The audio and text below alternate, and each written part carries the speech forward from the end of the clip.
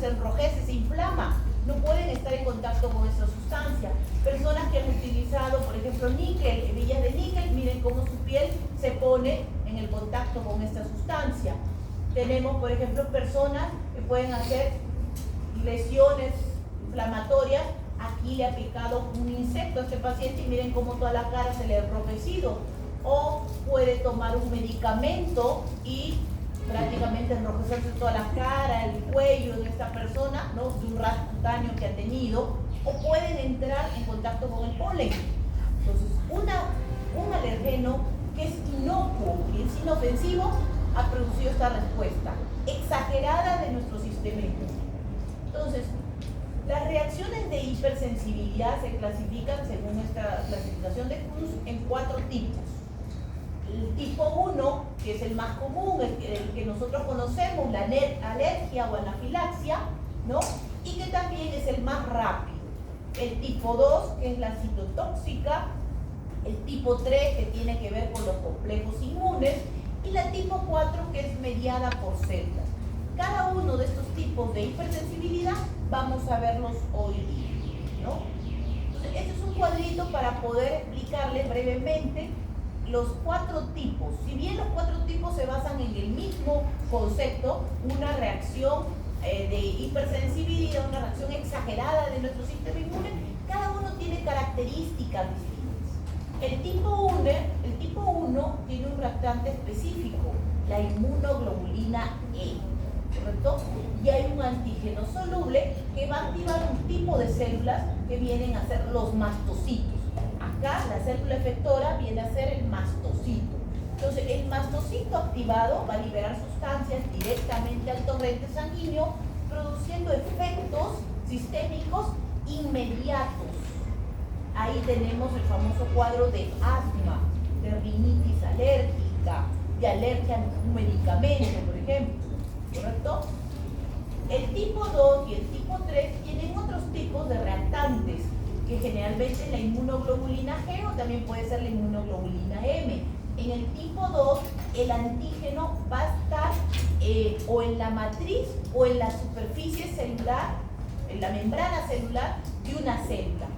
Y entonces se va a activar mecanismos por los cuales los macrófagos o las células natural killer destruyan células. En este caso se produce destrucción celular, por eso es citotóxica. Y las células son destruidas produciendo reacciones de hipersensibilidad como las famosas anemias hemolíticas. ¿Han escuchado las anemias hemolíticas? Nuestro cuerpo destruye los hematíes y comienzan a alisar, producido por un efecto de hipersensibilidad. El tipo 3, si bien tiene el mismo tipo de reactante inmune, y también aquí va a haber un antígeno soluble, se van a formar complejos inmunes. O sea, no lo va a destruir, sino más bien van a unirse y formar un complejo grande, un complejo molecular que va a viajar por la circulación, se va a depositar en los tejidos y en los tejidos va a producir una gran reacción inflamatoria con destrucción del tejido. Entonces, por eso, esta se llama el tipo de hipersensibilidad de complejos inmunes asociado a daño de los tejidos, ¿correcto? Y el tipo 4, que es la única que no tiene que ver con reactantes como inmunoglobulinas, sino más bien de tipo celular, tiene que ver con los linfocitos TH1, TH2, que van a tratar o bien de englobar al agente extraño o bien de destruirlo y eliminar, ¿correcto? Produciendo reacciones como por ejemplo la reacción granulomatosa que vemos en la tuberculosis, ¿correcto? Entonces estos 4 tipos son los que vamos a ver hoy día, empezando con el tipo 1. El tipo 1 es una reacción alérgica, que hemos dicho, provocada por la exposición previa, ¿no? Porque tenía que tener una primera exposición a un antígeno específico que es nuestro alergeno. Entonces, en esta reacción tipo 1, las células plasmáticas van a secretar inmunoglobulina E, pero de forma descontrolada. Todos tenemos inmunoglobulina E, todos vamos a producirla de alguna manera, pero nuestros niveles normales en las personas como nosotros, que no tenemos estas patologías, están por debajo de un nivel, que es las 100 unidades. Pero las personas que tienen esta reacción de hipersensibilidad secretan cantidades mucho mayores, 200, 300, 500 unidades de esta inmunoglobulina E, y estas se van a unir a ciertos receptores que se encuentran en células específicas como los mastocitos y los basófilos, y los sensibilizan, ¿correcto? Hasta ahí queda. En una segunda exposición al alergeno, estas células sensibilizadas comienzan un proceso que se llama proceso de degranulación y secreción de mediadores preformados, ¿correcto? Entonces, el efecto está esquematizado aquí.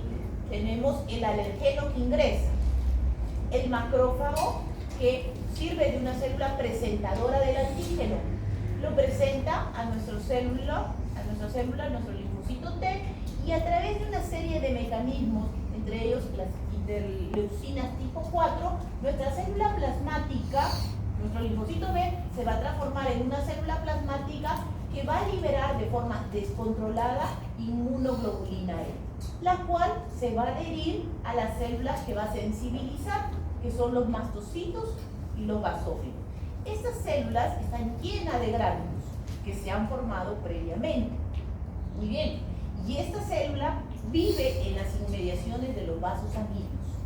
Por lo tanto, en una segunda exposición, nuestro sistema inmune es tan eficaz, reconoce al alergeno rápidamente y en las células sensibilizadas comienza a liberar estos mediadores que tiene, estos mediadores preformados. Lo que dijimos que se llamaba como degranulación, liberación de los gránulos. ¿Qué ocurre? En estos gránulos tenemos histamina y otros mediadores que van a actuar. Primero, en el músculo liso. ¿Qué van a producir en el músculo liso? Broncoconstricción. La persona comienza a cerrarse los bronquios y comienza a tener dificultad para respirar. Segundo, va a tener aumento de las secreciones nasales, secreciones bronquiales, secreciones intestinales. Entonces comienza a llenarse de secreciones y encima los bronquios se cierran. ¿Qué más va a tener? Permeación vascular. Las mucosas van a comenzar a edematizarse. Se le edematizan los labios, las mucosas internas, no puede respirar, ¿no? Entre los efectos que va a tener. Y tiene agregación plaquetaria. Entonces puede hacer cuadros de trombosis. Imagínense una persona con estas 4 características clínicas. Esta persona puede morir porque entra en un cuadro de anafilaxia, no puede respirar y fallece por el cuadro de hipersensibilidad que tenemos. Muy bien, ¿cuál es el alergeno que ha producido esto? Puede ser cualquiera y la forma de ingreso a nuestro organismo también puede ser variada. Por ejemplo, tenemos de manera sistémica algunos venenos, algunas drogas o medicamentos que pueden ingresar por vía intravenosa, que se pueden poner y que no se sabe que el paciente ha hecho un cuadro de hipersensibilidad frente a este medicamento. O también, por ejemplo, el famoso maní. No sé si han visto alguna vez una persona que sea alérgica al maní. El maní es terrible. La persona entra en un shock y entra en un cuadro de anafilaxia. ¿Por qué? Porque tiene edema, incremento vascular de la permeabilidad, broncoconstricción, dificultad para respirar y fallece si es que no estamos a tiempo para atenderlo y permeabilizar la vía respiratoria, ¿no? Puede ingresar también de manera subcutánea, por ejemplo, la picadura de algunos insectos, y puede producir urticarias locales en la zona donde ha producido la lesión. Puede ser de forma inhalatoria, por ejemplo, el polen o los ácaros, ¿no? Básicamente las heces de los ácaros que entran en contacto y que producen cuadros de rinitis alérgica. Es terrible la rinitis alérgica. O también los mismos ácaros pueden ingresar por la vía inhalatoria produciendo asma. Capaz acá hay varios que tienen asma. El asma es bastante común y es una reacción de hipersensibilidad que tiene el paciente. O de manera oral pueden haber alimentos como el pescado, los huevos, la leche, los cítricos, el chocolate, que van a producir este tipo de reacciones en las personas, ¿no? Entonces, los alergenos son variados. ¿Qué es lo que se ha producido? Bueno, dijimos que había un reconocimiento del antígeno porque la célula había quedado sensibilizada con la inmunoglobulina E. Y esto provoca un aumento del calcio y del AMP cíclico. El calcio comienza a ingresar. ¿Qué es lo que ocurre cuando ingresa el calcio?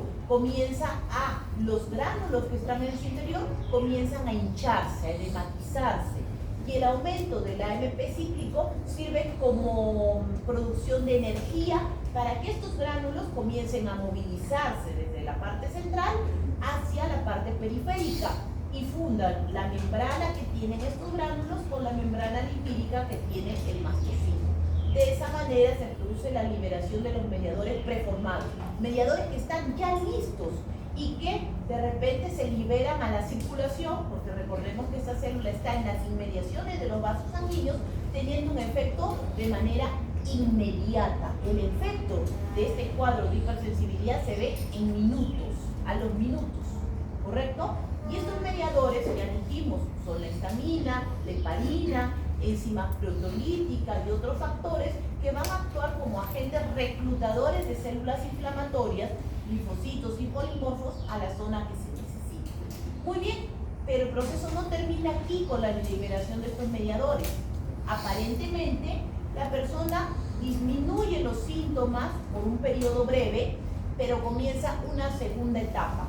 La segunda etapa es que a partir de la membrana lipídica se van a comenzar a formar derivados del ácido araquidónico, o sea, de los lípidos de esta membrana, y comienza un segundo proceso de formación de nuevos mediadores. Entonces el proceso se intensifica en esta segunda fase, sin que la persona haya tenido contacto con un nuevo alérgeno, ¿correcto? Entonces, algunos dicen, no, ya está pasando. Mentira, eso no está pasando, eso se va a agravar en la segunda fase. Muy bien, los mediadores preformados son la histamina, la triptasa, la heparina y los factores quimiotácticos. Como dijimos, la histamina tenía estos factores: broncoconstricción, o sea, actúa sobre el músculo liso, aumento de secreciones, permeabilidad vascular y también como agregación plaquetaria. Son los 4 factores que tiene la histamina. La triptasa, ¿no?, que tiene factores específicos para destruir la matriz celular y permitir que las células lleguen hacia la zona que se necesita, y factores quimiotácticos que reclutan células inflamatorias hacia la zona donde está la lesión. ¿Correcto? La segunda fase, que también se llama síntesis de novo, o sea, donde se sintetizan nuevos mediadores, van a formarse mediadores mucho más potentes: prostaglandinas, leucotrienos y activador factor de plaquetas. Entonces, la respuesta inicial, que es la respuesta rápida, ¿no?, que hemos dicho que tiene que ver con los mediadores preformados, se va a dar entre 5 a 30 minutos a partir de la exposición y aparentemente cede a los 30 minutos. Baja el proceso. Sin embargo, la segunda fase, llamada fase retardada, aparece más o menos alrededor de las 2 a 8 horas, sin que haya contacto de nuevo con el alergeno. Y esta fase es mucho más severa, dura más días y la inflamación y la intensidad de las células inflamatorias que lesionan el tejido es mayor. Entonces, no nos dejemos llevar pensando de que aparentemente el proceso cede al inicio. Muy bien, los mediadores primarios son las aminas biógenas, que son la histamina, las quimoquinas, que son estos mediadores quimiotácticos que reclutan células, o sea, hacen que las células vayan hacia la zona que se necesita y produzcan mayor inflamación, mayor edema. Las enzimas, ¿no?, que están contenidas en la matriz de los gránulos, como las proteasas, hidrolasas, que actúan específicamente sobre proteínas específicas, y la heparina. Muy bien, estos son los mediadores primarios. Los mediadores secundarios, o sea, los que se encargan de la segunda respuesta, que dijimos a partir de las 2 horas en adelante y duran varios días, tienen que ver con 2 tipos de mediadores: los mediadores lipídicos, que son los leucotrienos, como el B4, o los leucotrienos C4, D4 y E4. Estos últimos, principalmente el C4, son 1000 veces más potentes que la histamina. De ahí que el efecto es mucho mayor, ¿no? Las prostaglandinas, como la D2, y el factor activador de plaquetas.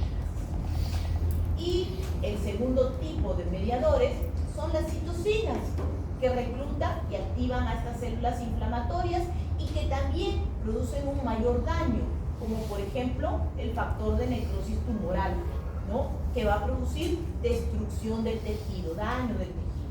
Las interleucinas, como la interleucina 1, 3, pero principalmente la 4, que es donde nos vamos a centrar ahorita en hablar de ella.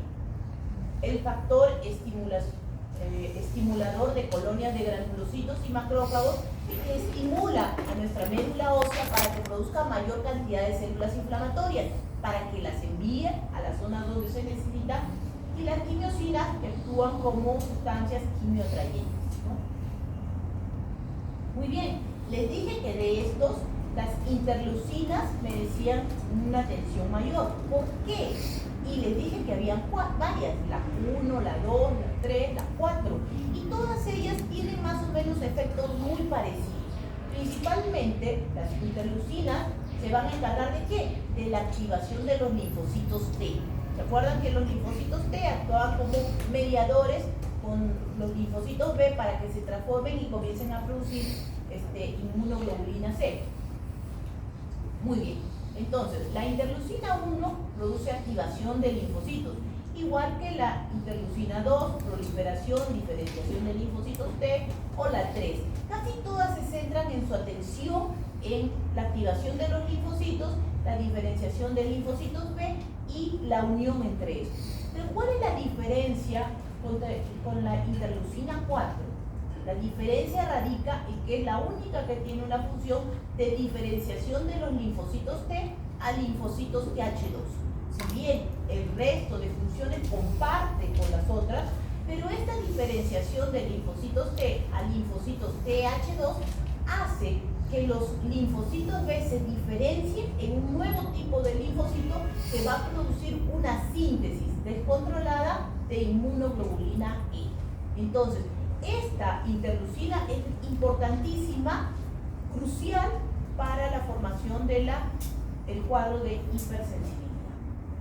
Muy bien, entonces, normalmente la interleucina 4 estimula mis linfocitos TH para que se transformen en un nuevo tipo. Normalmente nosotros tenemos un balance de células entre los linfocitos TH1 y los linfocitos TH2. Este balance mantiene una respuesta de inmunoglobulina E baja en nuestro cuerpo, pero la interleucina 4 hace que esta célula comience a producirse de manera exagerada en un tipo TH2, y esto genera una alteración de ese balance, produciendo una desproporción de inmunoglobulina E, porque comienza a aumentarse la síntesis de esta sustancia. ¿Correcto? Entonces, los individuos predispuestos para tener esta enfermedad de hipersensibilidad son individuos que tienen esta alteración. O sea, el papel de la interleucina 4 es determinante para que la persona haga este cuadro de hipersensibilidad. ¿Correcto? No sé si me dejé entender. Los individuos normales tenemos un balance normal en el cual la gran mayoría de células se transforma en linfocitos TH. Pero en los individuos predispuestos genéticamente van a tener mayores cantidades de interleucina 4 que transformen sus células en linfocitos TH2, y estos generen un aumento de inmunoglobulina E por las células B, ¿no? Que sensibilizan a sus células.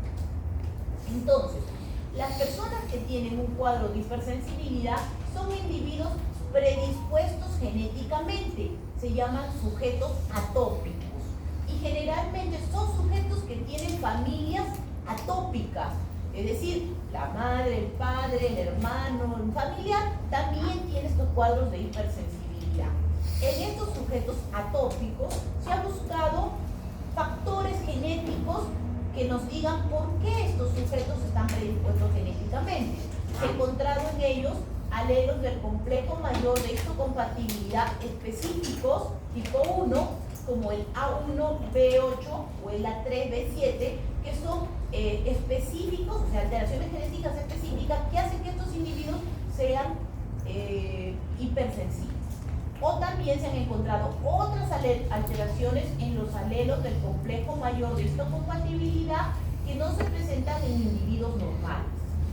Finalmente, se han encontrado cambios genéticos en los linfocitos TCD4, que son estos que regulan la síntesis de la inmunoglobulina. Entonces, estos individuos ya de por sí nacen con esta alteración genética y en un momento determinado que entran en contacto con el alergeno, desencadenan esta reacción de hipersensibilidad.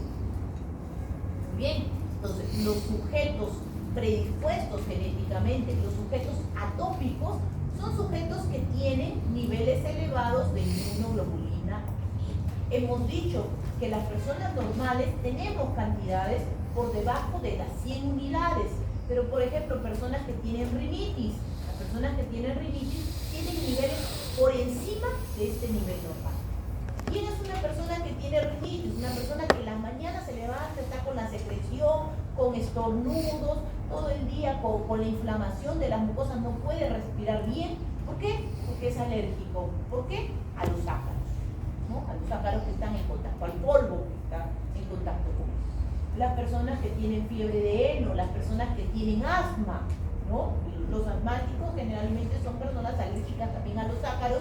Y también frente a un estrés, frente al contacto con un alergeno, comienza a cerrarse los bronquios, no puede respirar y tiene que recurrir a inhaladores y todo.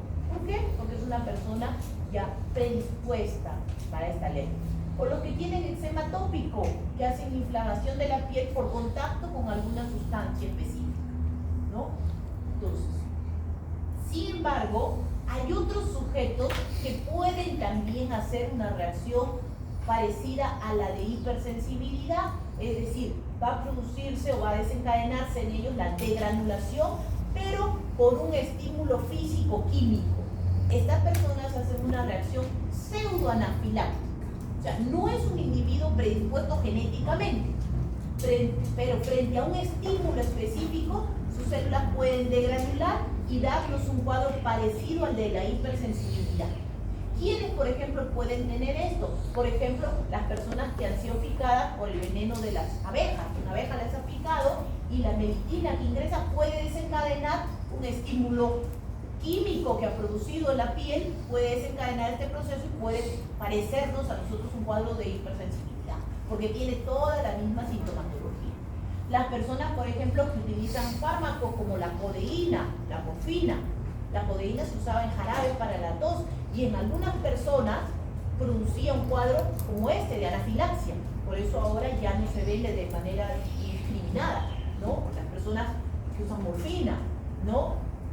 Algunas personas pueden tener una reacción, por ejemplo, a la luz solar. Cuando tienen un cuadro de insolación, pueden tener una reacción de hipersensibilidad como esta, ¿no? O traumatismos muy severos, o calor exagerado, frío, pueden desencadenar, ¿no? Entonces lo desencadenan por el estímulo, pero no son personas que tienen estas alteraciones genéticas, no son sujetos atópicos.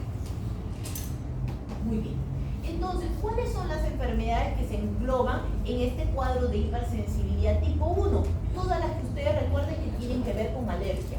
Rinitis alérgica, conjuntivitis alérgica, asma alérgico, alteraciones cutáneas como la urticaria, las dermatitis atópicas, las alergias físicas, por ejemplo, al frío, a la luz, al calor, a los traumatismos, las alergias a los alimentos, las alergias a los fármacos, principalmente penicilina es uno de los fármacos que más alergia produce, los AINES, las aspirinas, las sulfas, las alergias a las picaduras de insectos, las alergias a látex o el cuadro de anafilaxia. Entonces, cuando ustedes les pregunten sobre hipersensibilidad tipo 1, todos los cuadros de alergia que ustedes recuerdan tienen que ver con este grupo de hipersensibilidad tipo 1, ¿correcto? Muy bien. Entonces, ya hemos dicho que en la hipersensibilidad tipo 1 hay una fase de sensibilización previa, que entra en contacto con el alergeno, nuestros linfocitos T, en este caso ya sabemos que se transformaron en TH2 porque hay una alteración específica en ellos, comienza a secretar grandes cantidades de interleuquina 4 y nuestros linfocitos B comienzan a secretar cantidades exageradas de inmunoglobulina E que sensibilizan a mi mastocito. Y en una segunda fase, una fase de activación, nuestra célula sensibilizada elimina todos los mediadores preformados que tiene directamente al torrente sanguíneo, produciendo efectos clínicos, ¿no?, en nuestros vasos sanguíneos, en nuestras vías aéreas, en la acumulación de células inflamatorias y produciendo los efectos clínicos que ya hemos dicho, como rinitis, asma, eczema. Entonces, el ejemplo de este tipo de hipersensibilidad que les estoy poniendo es el paciente asmático, que es básicamente lo que hemos dicho. En el paciente asmático, en el primer momento, en la primera fase, en la fase inmediata que dijimos que era en los primeros minutos, lo que va a tener el paciente asmático es un cuadro de broncoconstricción. Se cierran los bronquios y comienza a tener dificultad para respirar. El paciente con asma ya sabe lo que viene, ya sabe que después de eso va a seguir el proceso y se va a ir empeorando. Entonces requiere sus inhaladores, requiere Omicol, requiere agua. La segunda fase, la fase tardía, tiene que ver con el reclutamiento de estas células inflamatorias. Imagínense un bronquio que está cerrado por broncoconstricción. Hay edema en el bronquio, hay moco dentro del bronquio y encima hay células inflamatorias que llegan y agudizan esta respuesta inflamatoria y edematizan más la mucosa. Entonces, el paciente asmático es lo que tiene un cuadro de hipersensibilidad mediado por estas dos fases que se dan en él, continuas, debido a la exposición de un alérgeno. ¿Correcto? Entonces, este es el ejemplo más clásico que puede haber de la hipersensibilidad tipo 1. Muy bien. La hipersensibilidad tipo 2, también llamada, ¿se acuerdan? Dijimos citotóxica. Y dependía ya no de la inmunoglobulina E, sino de la inmunoglobulina M o de la inmunoglobulina G. Y esta se va a dirigir contra las propias células, sean células propias, sean células trasplantadas, sean células transfundidas. ¿Qué ha pasado con esta célula? Probablemente la célula ha sido marcada con una proteína, con una sustancia, puede ser un fármaco que las marcó y a continuación nuestro sistema inmune las reconoce como extrañas y las ataca, ¿no?, y las destruye. ¿Cuál es el ejemplo, por ejemplo, de este tipo de hipersensibilidad? La eritroblastosis fetal o los cuadros de incompatibilidad en transfusiones. No sé si han visto, han leído, anteriormente se hacían transfusiones cuando no se sabía los grupos sanguíneos, le ponías un grupo distinto, una sangre distinta a la persona y las células comenzaban a hemolizarse dentro de ella, se hinchaba, se dematizaba y podía hasta convulsionar y fallecer la persona. ¿Por qué? Porque esas células eran reconocidas como extrañas y nuestro sistema inmune las destruía. ¿A través de qué tipo? Un tipo de hipersensibilidad tipo 2. Muy bien. Entonces, la hipersensibilidad tipo 2 actúa de dos formas. Una lisis mediada por el complemento. La célula marcada con la proteína o con la sustancia ajena, ¿no?, es reconocida por nuestra inmunoglobulina, por nuestros anticuerpos, y comienzan a producirse como poros, se comienza a destruir la membrana lipídica, nuestra célula queda expuesta, queda alterada y es reconocida por el complemento que viene y la destruye. O dos, a través de un proceso de citotoxicidad en la que no media el complemento, pero las células natural killer reconocen a nuestra célula marcada, ¿no?, nuestro anticuerpo, y la destruyen. Entonces, en cualquiera de los dos casos de hipersensibilidad, la célula es destruida, ¿ok?, produciéndose entonces enfermedades muy específicas de este grupo. Todas las enfermedades que tienen que ver con destrucción de células y sobre todo células sanguíneas tienen que ver en este grupo. Por ejemplo, las reacciones transfusionales. Ya hemos dicho, las células comienzan a alisar. La enfermedad hemolítica del recién nacido, que es el ejemplo que les voy a poner en un ratito. Las anemias hemolíticas, la púrpura trombocitopénica inducida por anticuerpos, en la cual se destruyen las plaquetas, ¿no? Las leucopenias, las lesiones de pénfigo y pemfigoide, ¿no? Las anemias perniciosas, las trombocitopenias, el síndrome de Gaucher, que tiene que ver con alteraciones pulmonares y renales, ¿no? Producidos por estos cuadros de hipersensibilidad, la hipersensibilidad a fármacos, entre ellos la penicilina. Aquí ustedes dirán, ¿no pertenecía al tipo de hipersensibilidad tipo 1 a la alergia? Sí, la penicilina puede producir los dos cuadros de hipersensibilidad, porque la penicilina también puede adherirse a las células y producir un cuadro de hipersensibilidad con destrucción de células. Por eso es que está también en este grupo, ¿no? Y otras enfermedades, ¿no? Como la enfermedad de Graves, la enfermedad de Raynaud, entre otras, ¿no? Entonces, aquí acuérdense en este grupo todas las enfermedades que tienen que ver con destrucción de células sanguíneas. El ejemplo que les he traído para que graben el concepto es la eritroblastosis fetal, en la cual es una incompatibilidad sanguínea feto-materna. ¿Qué es lo que pasa? Normalmente las personas que somos O positivo, RH positivo, tenemos una proteína en nuestras células que es la proteína D. Las personas que son RH negativo no tienen esta proteína. Entonces, una madre que es RH negativo y que su hijo es RH positivo, va a producir esta enfermedad ¿cuándo? Hemos dicho que todos los cuadros de hipersensibilidad, la persona tiene que tener un contacto previo. Y el contacto previo se da en el momento del parto. Cuando ocurre el parto, la madre entra en contacto con la sangre del feto. Y en ese momento, la mujer se sensibiliza. Comienza a producir anticuerpos contra la sangre RH positivo del hijo. ¿Correcto? Si el parto es mucho más traumático, habrá mayor contacto y habrá una mayor inmunización de la persona. Entonces, la persona entra en una fase no activa hasta que tenga un segundo embarazo. Y en el segundo embarazo, ¿no? Acá tenemos nuestra madre RH negativo, el feto es RH positivo. En el momento del parto hay contacto de la sangre del feto con la madre y la madre se sensibiliza produciendo anticuerpos contra la sangre del feto. En un segundo parto, ¿qué es lo que va a ocurrir? La mujer ya tiene anticuerpos contra este tipo de sangre y entonces puede pasar la barrera placentaria y dañar al feto, embolizar los glóbulos rojos del feto, o puede entrar en contacto cuando esté en el momento del parto. En cualquiera de las dos fases puede producir. Ahora hay vacunas para disminuir la sensibilización que ha tenido la persona y no producirse estos cuadros, porque antes los fetos fallecían, ¿no?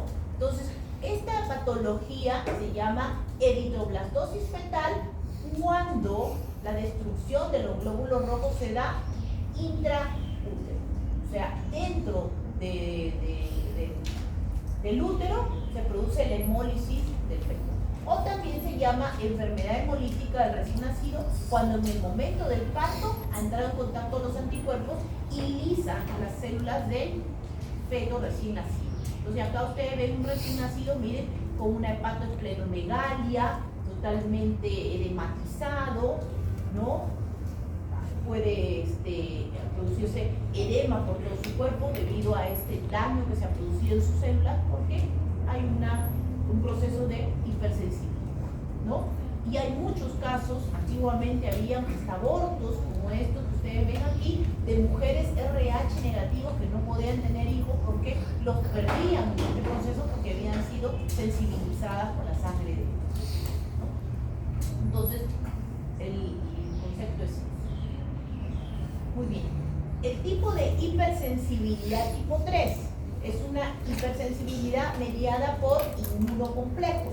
Otra vez, tenemos nuestro antígeno, ¿no? Y tenemos nuestro anticuerpo, pero en este caso no se eliminan, sino más bien se unen.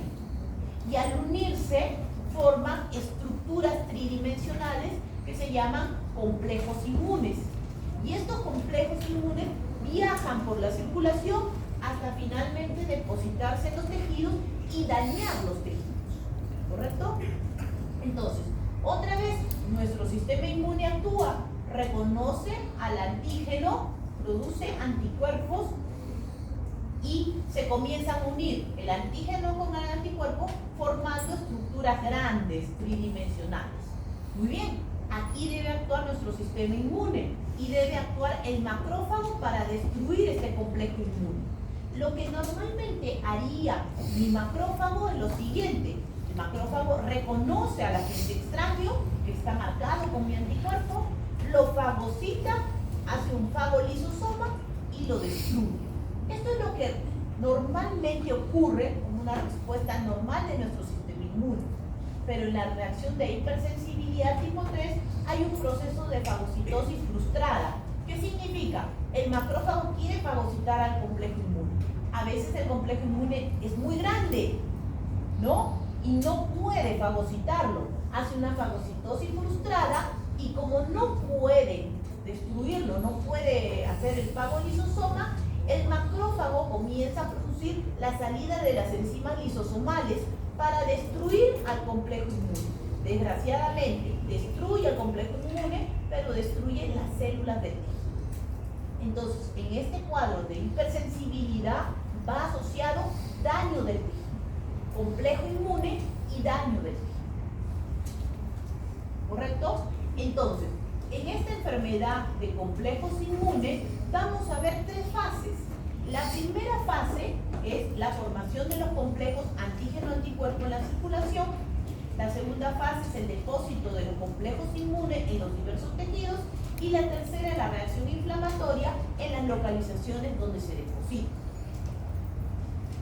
La primera fase, que es la formación de los complejos inmunes, es in situ, dentro de la circulación. Y ustedes se preguntarán, ¿cómo llega el antígeno a la circulación? Bueno, puede llegar de distintas formas. Puede ser un medicamento, puede ser una bacteria, puede ser un virus el que ha ingresado y actúa como un antígeno. Este antígeno, reconocido por nuestro sistema inmune, forma nuestros anticuerpos y forma el complejo antígeno-anticuerpo dentro de la circulación. Muy bien, este complejo inmune va a viajar y se va a depositar en los tejidos. ¿De qué va a depender en qué tejido se deposita? Del tamaño del complejo inmune, del sistema mononuclear fagocítico que lo haya detectado y lo haya destruido en algún punto, de la carga eléctrica que tenga este complejo, de la valencia del antígeno, de la estructura tridimensional y de factores hemodinámicos. Pero normalmente los complejos inmunes se depositan en los vasos más pequeños, donde queda atrapado. ¿Dónde se encuentran los vasos más pequeños? En las estructuras capilares. ¿Dónde las encontramos? Por ejemplo, en los glomérulos. ¿Recuerdan? Los glomérulos tienen una estructura capilar por donde pasa un filtro de la sangre y es una de las zonas donde más se depositan los complejos inmunes. ¿Dónde más? En los vasos, por ejemplo, que llegan a la piel, son los vasos más pequeños. En las zonas de las serosas, ¿no? Entonces, en estos vasos, mientras los vasos sean más pequeños, son más propensos a que los complejos inmunes se depositen en estos sitios. Entonces, una vez que se deposita en los tejidos, se activa el complemento. Y el complemento se activa, recluta células inflamatorias, neutrófilos y también macrófagos para que vayan aquí y destruyan al complejo inmune. Hay agregación plaquetaria, activación del factor 12, ¿no? Una destrucción total del tejido y produce síntomas. Si estos complejos inmunes se han depositado en los glomérulos, producirán una glomerulonefritis. ¿Correcto? Entonces, todas las glomerulonefritis que ustedes recuerdan tienen que ver con estas enfermedades de hipersensibilidad, ¿no? Producirá serositis, se producirá vasculitis, ¿no? Daño de los vasos sanguíneos porque se deposita en el pulmón. Nuestro sistema inmune destruye a este complejo inmune y desgraciadamente destruye los tejidos que están cercanos. ¿Correcto? Entonces, el complejo antígeno-anticuerpo va a producir factores de activación que van a reclutar células inflamatorias, neutrófilos y monocitos, principalmente macrófagos. Va a activar el complemento produciendo factores quinotácticos y también aminas vasoactivas que produzcan edema, vasodilatación. Va a producir agregación plaquetaria y activación del factor 12, lo cual va a producir microtrombos, isquemia, y todo esto, o sea, los trombos, la isquemia, el edema, la vasodilatación, va a producir necrosis, ¿no? Entonces, los macrófagos que llegan a esta zona y que tratan de fagocitar al complejo inmune y no pueden, y liberan las enzimas lisosomales, van a producir necrosis del tejido, daño del tejido, ¿no? Entonces, ese es el fundamento de todas estas enfermedades de hipersensibilidad tipo 3, las cuales van a tener un número de patologías más limitados que las anteriores, ¿no? Como por ejemplo la enfermedad del suero, que es el ejemplo que le voy a explicar a continuación. Las vasculitis cutáneas, ya hemos dicho, los complejos llegan a los vasos más pequeños, por ejemplo, los vasos de la piel, los vasos del apéndice, produce vasculitis, ¿no? El eritema nodoso. El eritema nodoso es una lesión que ocurre en las pantorrillas, ¿no? En mujeres que utilizan, por ejemplo, anticonceptivos orales, principalmente este medicamento, sulfamida, y produce aquí una reacción inflamatoria y unas lesiones redondas, dolorosas en las pantorrillas, ¿no? Producto de complejos inmunes que se producen. El lupus eritematoso sistémico, la artritis reumatoide, las poliarteritis, ¿no? Y todas las glomerulonefritis que ustedes recuerdan, glomerulonefritis aguda, glomerulonefritis membranosa proliferativa, y finalmente la gran mayoría de estos cuadros de hipersensibilidad terminan en insuficiencia renal, porque su punto más común de afectación es el glomérulo y el daño. Entonces llegan a un cuadro de insuficiencia renal terminal, ¿correcto? Muy bien, el ejemplo es la enfermedad del suero, que era el prototipo antiguamente de estas enfermedades sistémicas por inmunocomplejos. ¿Qué ocurría? A la persona se le ponía un suero derivado de un suero extraño, un suero equino, y se utilizaba para ciertas patologías. Entonces se le ponía este suero. A los días de haberse inoculizado el suero, se producían anticuerpos séricos contra este suero equino, ¿no? Y entonces se unía el antígeno con el anticuerpo y formaba los complejos inmunes. Y estos complejos inmunes viajaban por el organismo y se depositaban en los vasos y en los glomérulos, produciendo vasculitis principalmente y glomerulonefritis, ¿no? Entonces producía daño en distintos tejidos. Después de días, semanas, meses, estos anticuerpos eran depurados de nuestro organismo y la patología tendía a eliminarse, ¿no? A pasar, ¿no? Porque ya la persona nunca más le iban a poner suero, ¿no? De equino, porque ya sabían que había hecho un cuadro de hipersensibilidad. Pero antiguamente se utilizaba esto porque no había forma de tener otro tipo de sueros, ¿no? Otro ejemplo, ya hemos dicho, las glomerulonefritis por inmunocomplejos, ¿no? Entonces ya hemos dicho específicamente por qué se depositan en los glomérulos, porque hay una marcada tendencia a depositarse en los glomérulos por el tamaño de los vasos y el ataque que se produce en este tejido, llevando finalmente a la destrucción de los glomérulos y a un cuadro de insuficiencia terminal. Muy bien. La hipersensibilidad tipo 4. Esta es la hipersensibilidad más tardía. Ocurre en días. Las otras, la primera que vimos ocurría en minutos. Las otras ocurren en las primeras horas. Estas ocurren en días, ¿no? Y es la reacción más lenta por eso. Pero igualmente requiere sensibilización previa. Todas las reacciones de hipersensibilidad, recuerden, todas requieren sensibilización previa. Y aquí no hay mediador, no hay anticuerpos, sino más bien lo que hay son células que se van a activar. Por eso esta se llamaba hipersensibilidad tipo celular. Entonces, acá Los linfocitos TH liberan linfocinas que van a provocar una respuesta inmunitaria inflamatoria al estímulo. Y la gran mayoría de reacciones se producen por contacto a través de la piel. Muy bien, ¿qué es lo que ocurre? El linfocito TH1 libera linfocinas y comienza a atraer células inflamatorias a la zona donde lo necesita. Principalmente atrae a ¿quiénes? A los macrófagos, junto con otros mediadores inflamatorios, pero atrae principalmente macrófagos. Aquí la célula más importante es el macrófago. ¿Y qué es lo que hace el linfocito TH1 de tipo CD4 principalmente? Comienza a atraer gran cantidad de macrófagos, los cuales van a la zona donde lo necesitan y engloban, atrapan, aíslan a la gente. ¿Recuerdan eso? ¿Recuerdan cuando han visto ustedes el granuloma tuberculoso?